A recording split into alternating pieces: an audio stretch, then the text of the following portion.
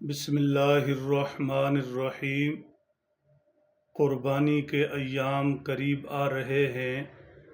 اللہ جل شانہ اپنے فضل سے پوری امت مسلمہ کو فریضہ قربانی ادا کرنے کی توفیق بخشیں۔ قربانی کے دنوں میں ایک تشویش یہ بھی پھیلائی جاتی ہے اور سوال اٹھایا جاتا ہے کہ قربانی کے دن 3 ہیں یا 4۔ اچھی طرح سمجھ لیں، بغور سن لیں، قربانی کے دن صرف اور صرف 3 دن ہیں۔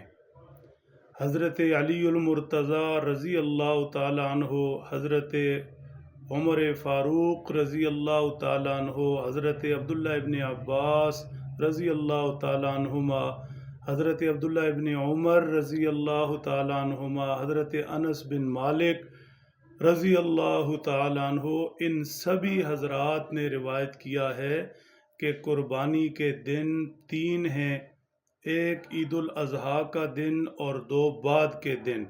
قربانی کا عمل عید الاضحیٰ کی نماز کے بعد سے تیسرے دن غروب آفتاب سے پہلے تک کا ہے۔ البتہ ان سبھی حضرات صحابہ کرام رضی اللہ تعالیٰ عنہم اجمعین نے فرمایا کہ پہلا دن افضل ہے۔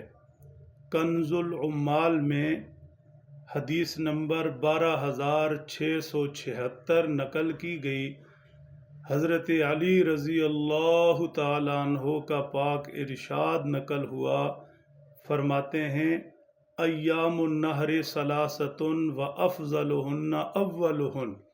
قربانی کے دن 3 ہیں اور ان میں افضل پہلا دن ہے، لہٰذا ہمیں چوتھے دن تک قربانی کے عمل کو نہیں لے جانا چاہیے اور اس معاملے میں امت کے اندر تشویش نہیں پھیلانی چاہیے۔ اہل حدیث کے ایک مشہور عالم گزرے ہیں، حافظ زبیر علی زئی رحمۃ اللہ علیہ، اتفاق سے ہمارے علاقہ حضرو ضلع اٹک سے تعلق رکھتے تھے۔ انہوں نے مقالات علی زئی جلد نمبر 2 اور صفحہ نمبر 181 میں لکھا ہے، قربانی قول راجح میں 3 دن ہیں، ایک عید الاضحیٰ اور 2 دن بعد میں۔